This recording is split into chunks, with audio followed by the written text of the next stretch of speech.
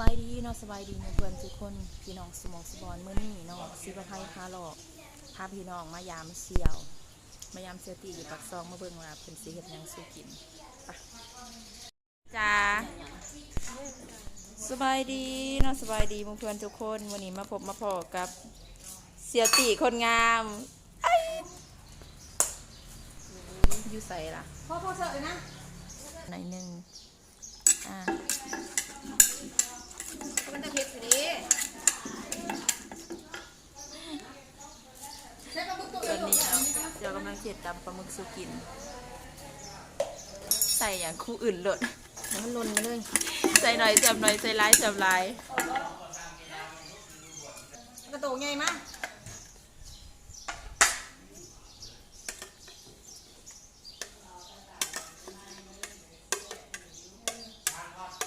ระวังปลาหมึกกับคนอันใดเป็นตะกินกว่ากันโคตรเลยเนาะ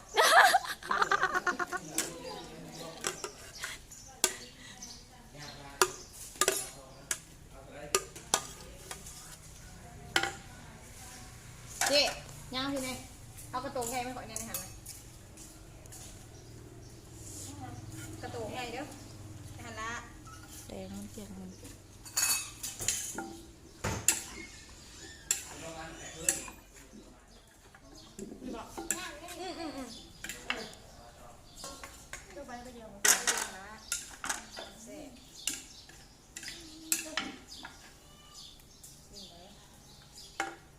ตอนนี้ใหญ่หลดทำลายแตก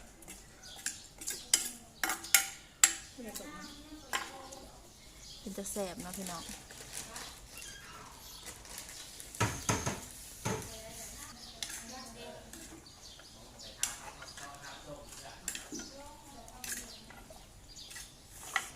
แซ่บดีเด้อพี่น้อง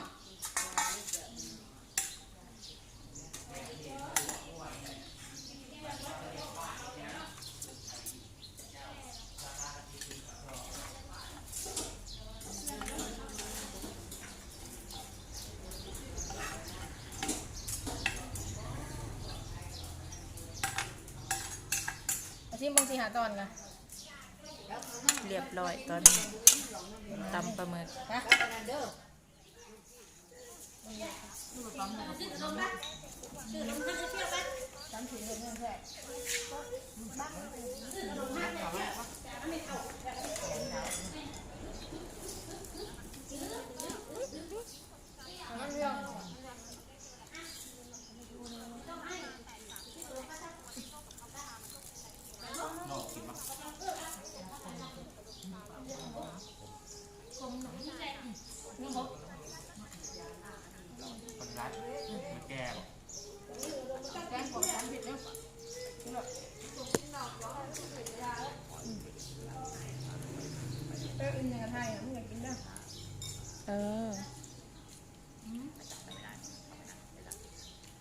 บรรยากาศซุ่มแซวแม่พง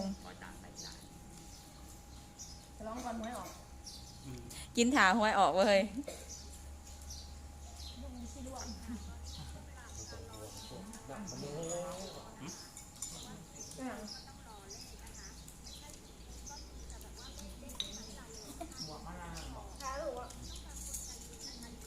บริษัทมีคนมาเอาดูอยู่กับทางลง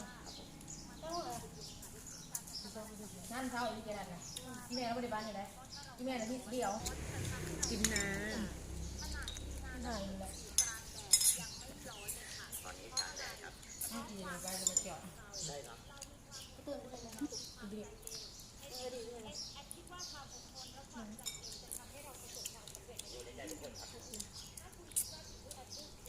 แซ่บบ่แซ่บแซ่บตัวแซ่บแล้ว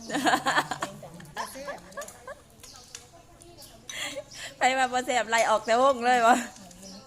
พวก2 แสนยังบ่ขายเราไปสู่เรื่องเมื่อไร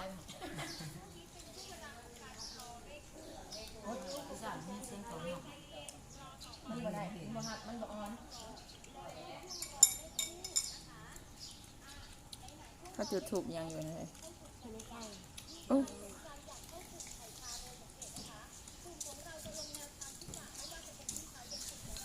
เขาส่วนเขาอยู่ได้ว่าไปขูดค้อนอยู่บ้านเอียงแล้วมันขึ้นมาใหม่ๆนะ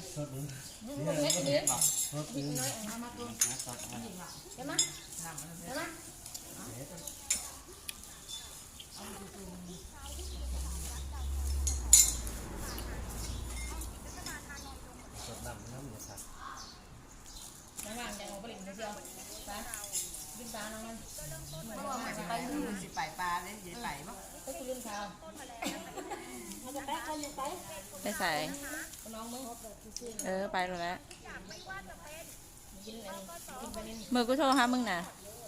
มวนพะมวน ตัวแล้วมือเบาหนึ่งกระม่วง ป้าจะมีผู้บ่าวมาได้ใส่มีแต่เสี่ยวแล้วก็กับอายโอ้ยอยู่ใกล้ทหารซื่อๆดอกค่ะผู้บ่าวทหารเนี่ยบ่มีใครกล้าลมเขาดอกเพราะว่าเถาข้างบ้านเด้ ค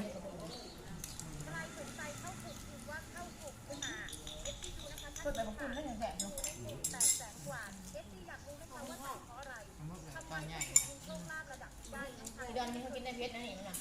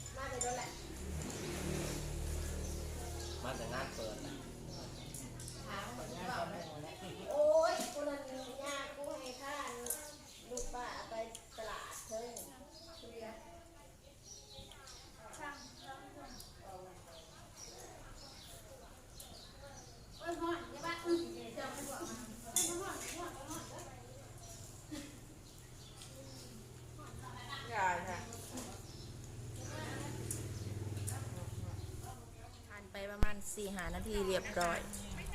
แซ่บหลายขอบใจเจ้าภาพพะนะ ข้าว ฮะ ข้าวข้าวเดียวเบิด เอาเดียวเบิร์น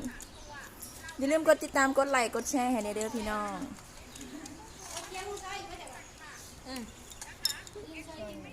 กูกัน